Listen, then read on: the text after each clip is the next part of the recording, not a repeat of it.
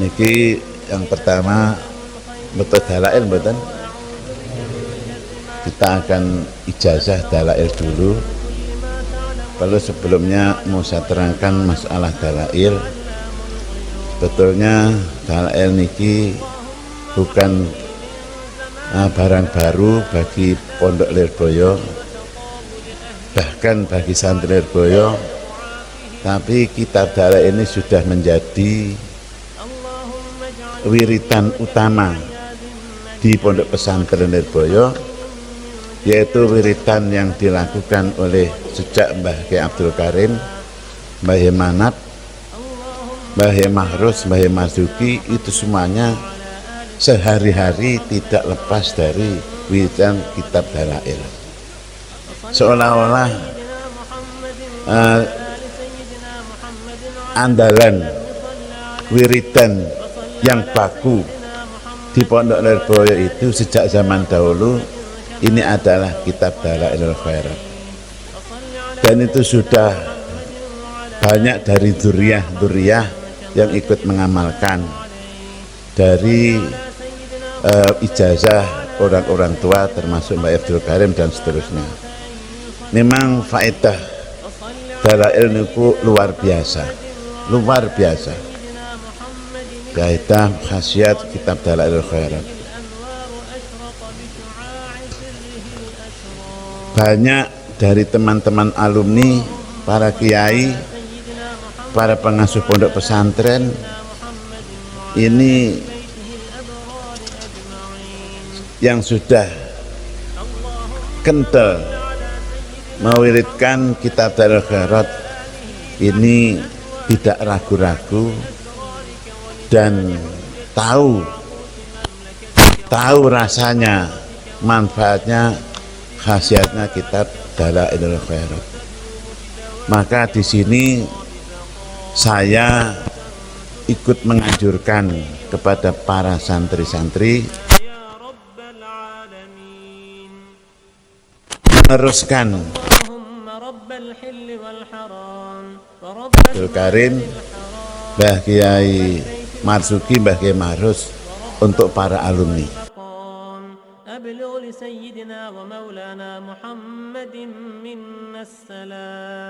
Daerah-daerah termasuk daerah Jawa Timur ini hampir kesemuanya, lalu daerah Jawa Tengah masih sampai di Semarang. Kan asal ciptanya begini, ada salah satu kiai alumni Pondok Pesantren Lirboyo, kami tidak menyebutkan nama,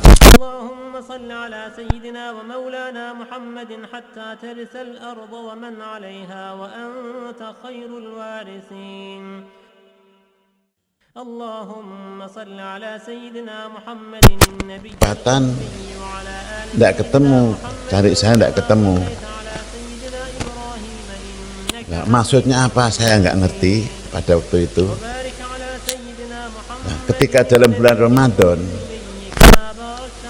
saya sendiri heran, punya perasaan ingin sekali menyampaikan kitab Dalailul Khairat, menganjurkan, menggerakkan kepada kitab Dalailul Khairat, kitab Dalail kepada para alumni, para santri. Jadi seolah-olah untuk pribadi kula niku enten tekanan batin, ada penggerak batin datang pribadi kula. Dan niku setelah itu terus dalam bulan puasa terus saya punya angan-angan seperti niku.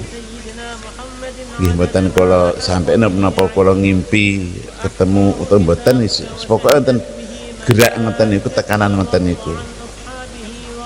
Nah, setelah bulan Ramadan, bulan Syawal, mendengar kabar bahwa kiai yang mencari saya tadi itu meninggal wafat dalam bulan Ramadan.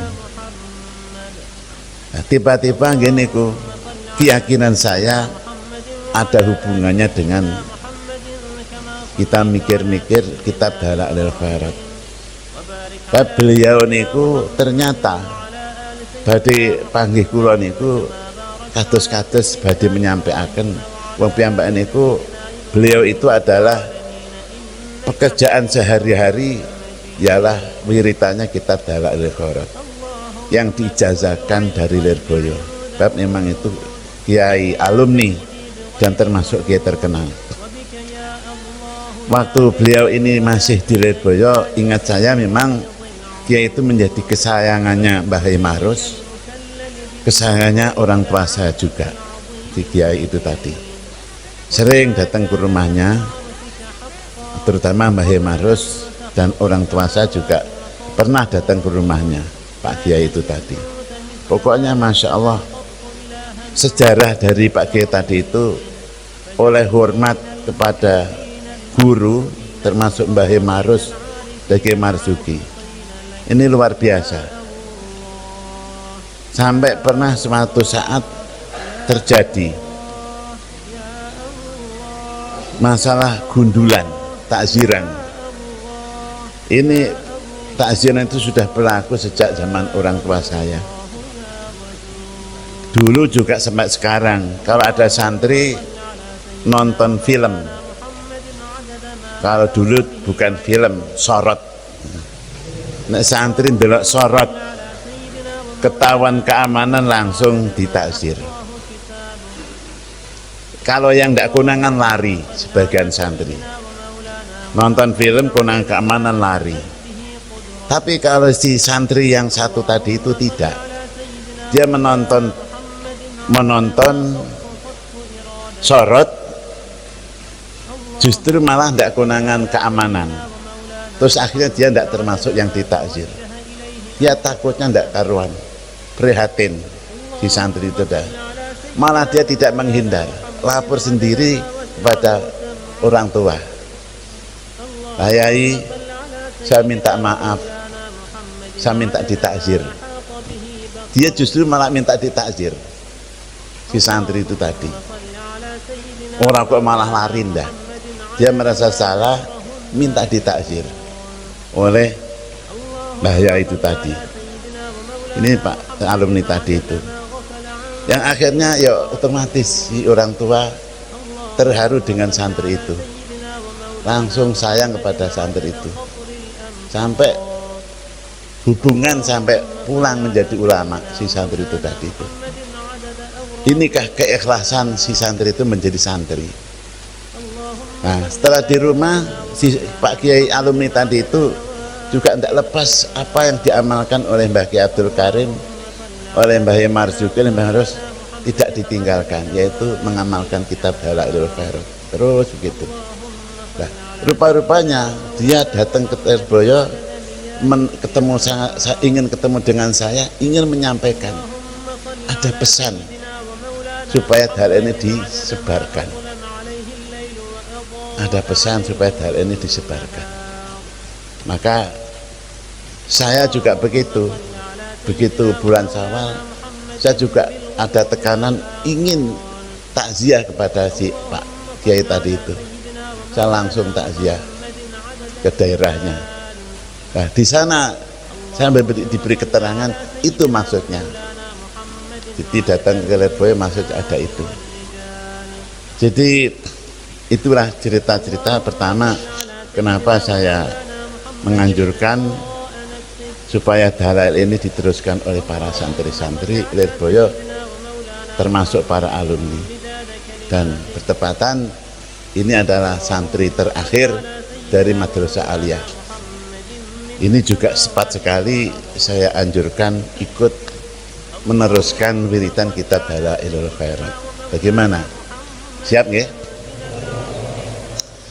Dan saya menyampaikan kitab Dalail ini sesuai dengan apa yang kami terima.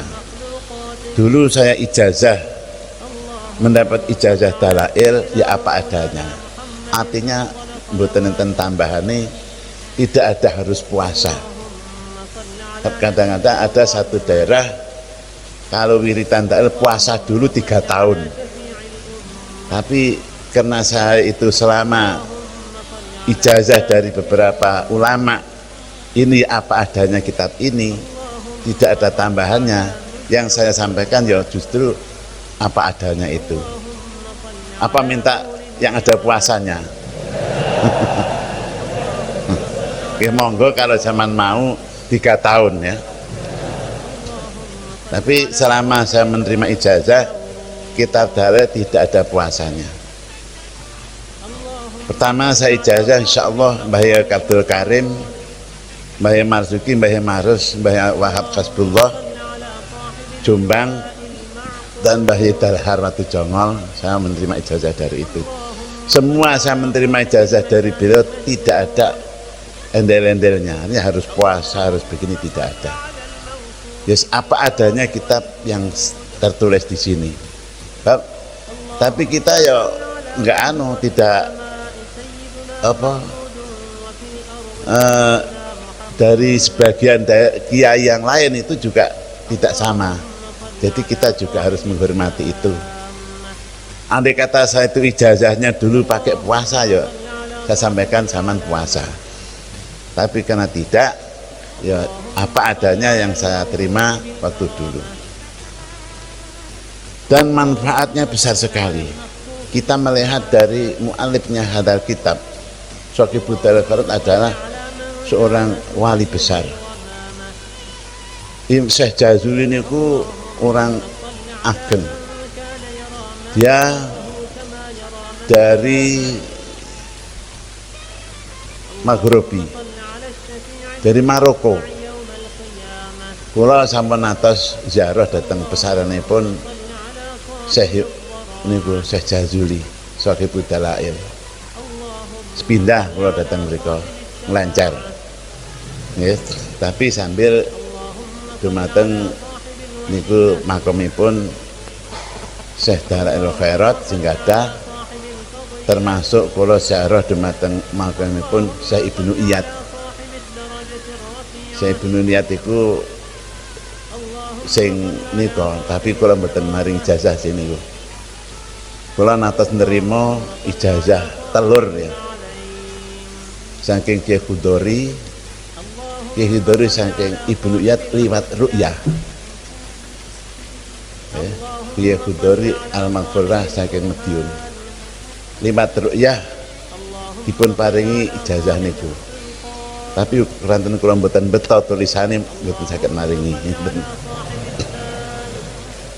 Iku telur ditulis nika lho, nate wis kangge kekuatan. Niku sing maringi Syekh Ibnu Iyad. Alhamdulillah kula sampun nderek sowan dengakonipun Syekh Ibnu Iyad. Jadi termasuk tiang Maghribi. Kathah teng mriku para aulia besar di daerah Maroko. Maroko niku terkenal, wong niku terkenal kekuatan nih. Ya ada istilah kalau sebut hizib Maghribi niku menakutkan. Gitu. Kalau orang sudah kena hizib Maghribi sudah tidak karo-karuan. Malah aneh ya. Di teng mriku niku enten pasar jin. Pasar adol khadam jin. Tidak sampean pengen gadah khadam jin ya. Tumbas enten teng mriku niku. Ya estu itu, betul. Jadi sampean kepengin duwe khadam jin go mulai tupu wonten tenggene Maroko mriku. Enten mungkin sampean betul wangsul. Sampean duwe khadam jin. Niku teng daerah Maroko. Makanya orang Mekah bangsa Wahabi niku tuwakut karo orang Maghribi wedi. Mergo teng mriku tasik kuwatah tiyang sing aneh-aneh. Sampai sakniki ngoten. Sing lek masalah pakaian sudah modern. Tapi wong sing atine makhluk ajaib nih, sebangsa kekasih Gusti Allah sing mboten ketara niku ternyata di sana banyak di Maroko, di Maghribi niku tasik kathah. Lah kula dateng mriku suwan dateng dalipun Syekh Idris niku tokohipun ulama besar wonten mriku sakniki tasih niku nggak ada simpenan niku rambutnya Kanjeng Nabi sallallahu alaihi wasallam. Jadi tasih nggak ada nyimpen rambutnya Kanjeng Nabi niku Syekh Idris niku orang terkenal sampai saat ini. Nah kula datang mereka beberapa rombongan kiai-kiai kula namung dijak mawon gratis gelem nggih melok akhiripun niku saged pikantuk ijazah saking Syekh Trisnapa. Nah niki enten sing ijazahipun saking Syekh Tris wonten mengke kula aturaken wonten mriki niku saking Kiai Badawi. Kiai Badawi niku saking Syekh Tris. Nah ketika mriki wonten badhe wonten krismon niku rawuh dhateng Indonesia. Nah jujukane biasanya datang Syekh Baidawi niku dalamanipun Pak Imron ya. Pak Imron Hamzah pundi disane sepanjang niku tapi sampun sida Syekh Baidawi niku murite Syekh Idris. Nah kula pikantuk ijazah saking Syekh Baidawi saking Maroko. Lah niku nggih ngoten. Ketika badhe wonten Indonesia badhe wonten huru hara, rawuh dhateng mriki. Dhateng mriki gerakaken istighosah. Nggih, pada kurang berapa bulan itu badhe wonten huru harane. Diisyarah mongkon ngandhakaken gerakan istighosah Syekh Baidawi. Akhiripun nggih dilaksanakaken gerakan istighosah wonten daerah sepanjang dipimpin kalih Syekh Baidawi. Ajeng kula nyuwun ijazahipun kula mawon. Nika wonten mriki mriki. Nah niku manfaat sangat istighosah ingkang saking Maroko niku wau. Jelasi tiap-tiap jazah saking Maroko, Maghribi niku Masya Allah luar biasa. Nah niku Syekh Jazuli ini ceritanya beliau ini wafat sudah 70 tahun. Wafat sudah 70 tahun. Cerita wonten mriku kula datang mriku kok ngoten dipun ceritani kalih juru kuncine keturunane. Sudah 70 tahun akhirnya beliau karena makam itu kena nopo sungai nopo dos pundi akhiripun kesepakatan masyarakat badhe dipun pindah pesaranipun dipindah terpaksa dipun bongkar. Barang dibongkar sangat mengejutkan. Syekh Jazuli masih utuh, mayitnya masih utuh, padahal sudah lama 70 tahun masih utuh seperti orang hidup. Utuhnya itu mboten utuh, masih seperti orang hidup. Artinya apa? Badannya ini, jasadnya ini masih enten darahipun, darah hidup. Jasadnya ini mboten pucet mboten kados enten darah. Kukune nggih normal, yang urip normal ngoten. Cuma kihatane mboten enten roh. Tapi jasadnya butuh kados tiyang urip. Enten darah, darah hidup. Kuku nggih ngoten, janggote nggih ngoten. Niku kaijabanipun Syekh Jazuli. Jadi jelas beliau niku seorang wali besar. Pantes kalau beliau ini sahibul karomah ingkang luar biasa. Dalailul khairat. Pramila para sesepuh kiai zaman dulu ini pasti yang bikin pegangan kitab Dalailul Khairat. Mulai sampai Mbah Khalil sampai saat terusipun duriah santri-santri niku mboten lepas dari kitab Dalail. Nah, kitab Dalail niku lamun diwiritaken niku kalau kira-kira sudah 4 tahun teng mriki zaman kulaturaken ini akan tahu hikmah atau roh madune jelas. Tahu madunya. Rasa nikmatnya kitab Dalailul Khairat.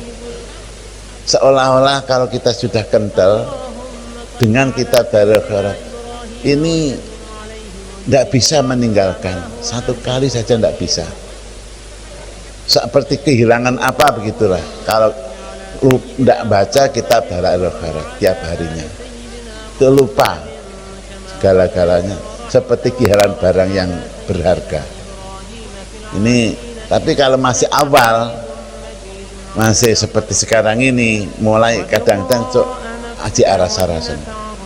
Tapi kalau sudah terus kita istiqomahkan, ini rasanya gini ku, kelihatan kok mboten moco niku seperti kehilangan barang yang sangat berharga. Apalagi sampai tahu rasa hikmah yang dirasakan oleh sampean. Baik niku menyangkut masalah rezeki batiniah maupun rezeki dohiriah. Arti rezeki batiniah niku rezeki ilmu atau ilmu siri di dalam hati, termasuk ilmu laduni atau ilmu apa saja, pikiran-pikiran baru yang berhikmah. Ini kadang-kadang datang sendiri barokahnya kitab Dalailul Khairat. Ide-ide yang cemerlang yang timbul dari hati ini kadang-kadang datang sendiri, atau kesulitan masalah apa saja karena barokahnya kita sering baca Dalail kadang datang sendiri. Ini rezeki termasuk. Kalau ada apa-apa kadang-kadang ini di dalam hati lahirnya fatwa sendiri, petunjuk pendiri. Ada istilah istafti qalbak. Hati yang bersih, hati yang murni bisa memberi penjelasan kebenaran. Nah ini barokah bisa baca sholawat. Jadi ada masalah apa-apa, kadang-kadang hati sudah tahu sendiri, oh ini tidak baik, ini baik. Ini termasuk fadilah daripada baca sholawat kitab Dalailul Khairat. Kan Rasul pernah istafti qalbaka, ya toh? Itu kalau dipikir mosok toh hati kok ditakoni. Ini ada hubungannya dengan itu. Hati, tapi hati yang bersih, hati yang suci. Nah, termasuk hati kita, orang-orang yang suka baca sholawat, itulah ciri khasnya. Jadi apalagi dalam situasi zaman akhir, zaman sekarang, kita akan terjaga sendiri oleh hati kita. Berkahnya kita baca sholawat itu tadi dari pengaruh-pengaruh yang tidak baik, pengaruh-pengaruh sesat sama sekali tidak nyentuh kepada hati kita. Ini termasuk fadilah daripada kita membiasakan baca kitab Dalail. Bahkan ini ada pengaruh lagi, pokoknya banyak sekali fadilahnya. Nanti kalau zaman istiqomah mengamalkan kitab itu, nggak usah diterangkan, tahu sendiri. Oh iya begitu. Ini fadilah dari kita baca Dalailul Khairat. Orang yang sudah kental baca kitab Dalailul Khairat ini tidak pernah, rezeki itu tidak pernah lepas. Rezeki ada saja dan min haitsu la yahtasib. Ini fadilah daripada kitab Dalailul Khairat. Alhamdulillah saya sendiri sudah ikut mengamalkan, walaupun belum sampai kental, tapi saya sudah ikut mengamalkan kitab Dalailul Khairat. Nah, saya sendiri juga ikut merasakan itu. Nggak usah saya ceritakan apa yang saya ketemukan hasil dari baca kitab Dalailul Khairat. Yang penting jangan percayalah kalau kitab Dalail itu sangat besar sekali fadilahnya, dan saya juga merasakan itu. Ini ada lagi pengaruh kitab Dalailul Khairat itu kalau kita sudah keluarga, ini akan kita rasakan. Terutama pengaruh kepada putra. Orang yang ahli baca sholawat, termasuk baca kitab itu duriahnya itu loh, anaknya menjadi orang yang gampang, menjadi orang yang baik gitu, orang soleh, akhlaknya, tingkah lakunya, yaitu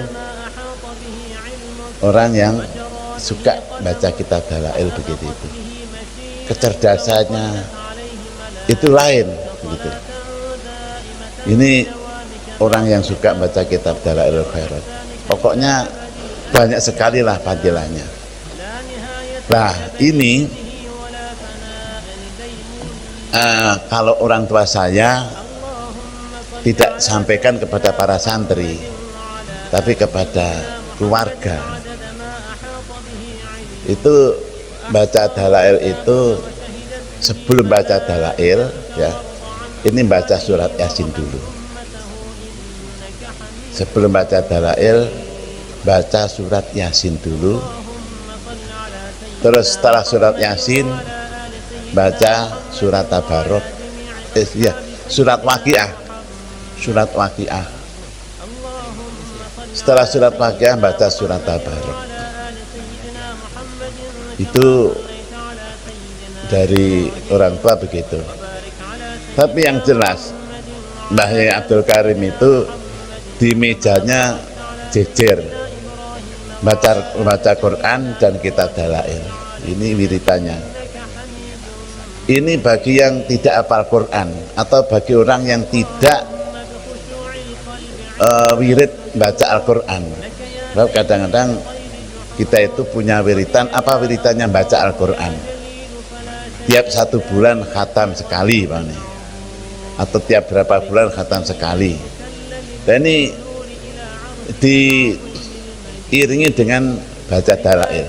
Quran dulu, lalu dalail. Ini bagi yang wiritan dalail, wiritan kitab Quran. Kalau yang tidak, yaitu tadi surat Yasin, surat Waqiah, surat Tabarok. Sedangkan fadilah, keutamaan dari surat 3 surat ini sudah maklum. Insya Allah sampean tidak ada apa-apa kalau didahului dengan baca Quran dulu. Suasananya itu ada pengaruh yang sejuk gitu loh. Ini didahului dengan Al-Quran dulu. Kalau tidak, ya surat Yasin tadi, surat Waqiah, surat Tabarok. Ini tiap hari dibaca surat-surat niku. Nah niki kalau praktekaken cara pengamalanipun nggih. Awalan al-istighfar. Pertama baca istighfar. Salah samarot 3 kali. Ya, astagfirullahaladzim, astagfirullahaladzim, astagfirullahaladzim, utawa astagfirullahaladzim alladzi la ilaha illa huwal hayyul qayyum wa atubu ilaihi. Sak teruse ping 3. Niku istighfar dulu. Setelah istighfar baca sholawat. Baca sholawat ya sak kerasin sampean. Apa sallallahu ala Muhammad, apa Allahumma sholli wa sallim ala sayyidina Muhammad. Nyumanggaaken dibaca juga 3 kali. Setelah itu baca Fatihah. Temberikin. Fatihah, niate Fatihah niku liridho ilahi ta'ala. Golek ridani Gusti Allah Ta'ala 1 kali. Ajeng baca Fatihah liruhi Sayyidina Muhammadin. Diden bahtihaken dumateng Gusti Kanjeng Nabi sallallahu alaihi wasallam. Ingkang kaping 3 nipun baca Fatihah niate dipun hadiahaken dhateng rohipun Shahibul Khairat. Giniku Abi Abdillah Muhammad ibnu Sulaiman al-Jazuli. Bakdan ini pun ajeng maca ayat kursi. Setelah ayat kursi disertai fallahu khairun hafidho wa huwa arhamur rahimin. Gini ku dadi sing kula trima nggih ngoten niku mawon. Bab kula sumrap enten ijazah-ijazah niku macem-macem. Kedah maca niki, hadiah dateng niki, hadiah dateng niki. paling krana kula nampa ijazah niku napa adanya nggih kula sampaikan apa adanya. Badan niku lajeng maca Asmaul Husna. Badan niku maca Asmaul Husna. Ini niku. Wa taqra'u fallahu khairun hafidhu arhamur rahimin wa taqra'u marratan. Baca satu kali Asmaul Husna. Asmaul Husna ila akhiriha. Gini ku Ar-Rahmanur Rahim Al-Malikul Qudus Salamul Mu'minul Azimul Jabbaru. Niku sak terusé Asmaul Husna. Apa malih maca niku ditambahi niki Allahu wallahu la ilaha illa huwar rahmanu jalla jalaluhu. Niku langkung sae. Lek sampeyan besok mungkin lek di omah mungkin ya muga-muga mawon lah sesuai dengan harapan para sesepuh Lirboyo niku santri Lirboyo yang diinginkan bisa menyebarkan ilmunya. Kalau hanya menjadi DPR itu harapan tidak apa-apa atau jadi bupati tidak apa-apa. Yang menjadi kebanggaan Mbah Sepuh itu kalau santri bisa menyebarkan ilmunya, otomatis menjadi ulama di daerah, menjadi tuntunan umat di masyarakat. Ini yang sangat diidam-idamkan oleh para sesepuh untuk alumni santri Lirboyo itu. Dipandang dari segi lahir ya memang hanya itu sajalah, di rumah cuma mengulang, mengajar, memberi nasihat kepada masyarakat, tapi tidak tahunya itu sebetulnya adalah derajat yang sangat luhur indallahi ta'ala. Nggih, mengembangkan ilmu, menyebarkan ilmunya. Kalau zaman ingin jadi DPR yo lek kuat, banyak DPR mboten kuat, wiritane mah kudu ilang kabeh. Korupsi kena pengaruh duit hilang, seakan-akan kepercayaan diri kita. Jadi pegawai pemerintah juga begitu, kalau tidak kuat juga begitu. Tapi kalau menjadi orang yang menyebarkan ilmunya Allah, Masya Allah, luar biasa. Saat kemarin mendatangi undangan Gus Ipul di mertuanya di Jombang sana, maka ketemu dengan para kiai, para ulama-ulama di Jombang. Saya sangat terkejut, ada salah satu kiai masih muda dan pakaiannya biasa-biasa saja, sarungnya hampir setengah dengkul, pakaian jas biasa, macaknya ngeluduk, tapi semua hadirin menghormat takzim kepada beliau. Alhamdulillah itu termasuk alumni Lirboyo, putra Kiai Soleh Dinanyar Gus Soleh. Niku siapa namanya sekolah supe, Masya Allah, niku ditakuti, dihormati oleh umat daerah Jombang, sangat berwibawa. Kenapa? Di Jombang banyak pondok modern, gitu. Banyak yang kurikulumnya sudah berubah. Tapi panjenenganipun niku kalau baca kitab masih tetap utawi, nggak kenal sing modern-modern. Tapi justru Masya Allah luar biasa, disegani, dihormati oleh semua pihak. Sebab nopo, dia telaten, ngomong wong cilik, dekat orang kecil, dekat orang besar, dekat orang menengah, memberi siraman-siraman, itu menyebarkan ilmunya. Masya Allah luar biasa. Nah, saya pikir-pikir inilah mungkin yang diharapkan oleh para sesepuh dulu. Terhormat sekali, terhormat sekali. Pokoknya wibawa sekali. Nggak punya jabatan apa-apa, DPR pun tidak. Tapi Masya Allah ilmunya niku. Ini sangat diharapkan oleh para sesepuh begitu. Mboten melarang saya menjadi DPR, mboten. Monggo jadi pejabat, monggo, asalkan bisa membawa ilmunya. Tapi menjadi pejabat ilmunya ditinggal, ini malah merugikan kita. Monggo pengen dadi jabatan apa monggo, tapi asalkan utuh, kita masih utuh. Tapi kadang-kadang orang itu kalau punya jabatan tinggi manggon ndek dhuwur, kalau kancane sing biyen sak bareng kelas niku men lali ya. Kok karo kancane ketemu karo gurune niku lho, salamnya diocelok-ocelok. Nah niku koyok kancane dhewe, rasa hormat pun mboten enten. Ya sok kadang-kadang ngoten niku. Ini tidak diharapkan untuk kita. Sekali akhlak, tetap akhlak diharapkan. Makanya istiqomah di dalam ilmu itulah yang diharapkan. Di dalam amal ya, di dalam ilmu. Sekarang niki juaran di desa-desa niku sampun jarang para penuntun umat, kiai-kiai yang nuntun datang umat pun sami pada wafat teng daerah-daerah. Sampai daerah-daerah niku sakniki kekurangan, kebingungan.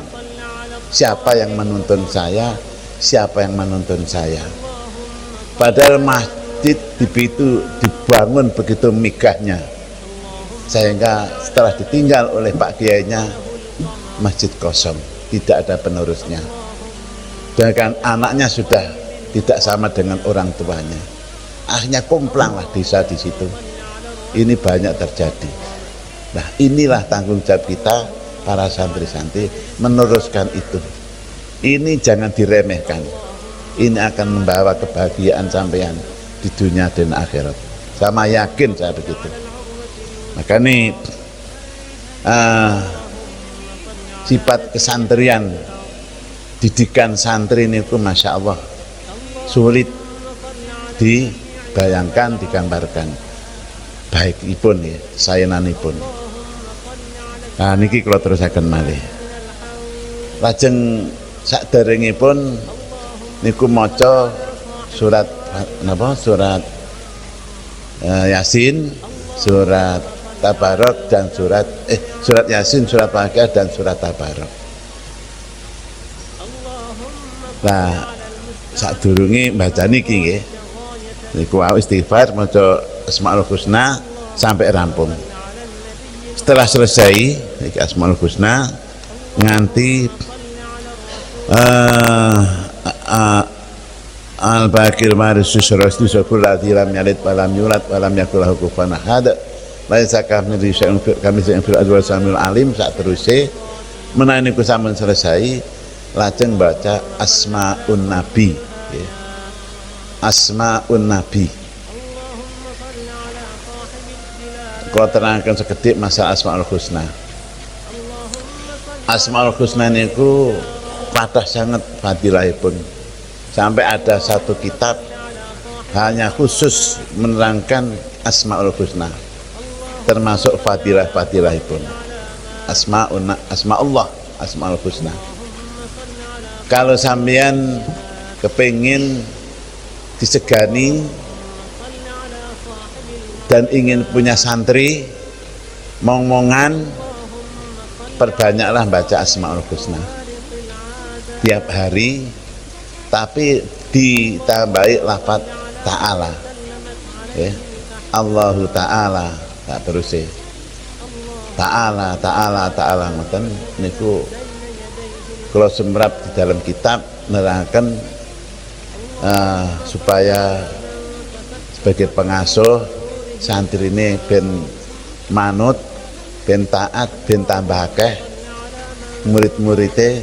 Ini ku Asmaul Husna ingkang dipun waos. Lajeng saterusipun badane maca Asmaul Husna nggih menika maca Asmaun Nabi.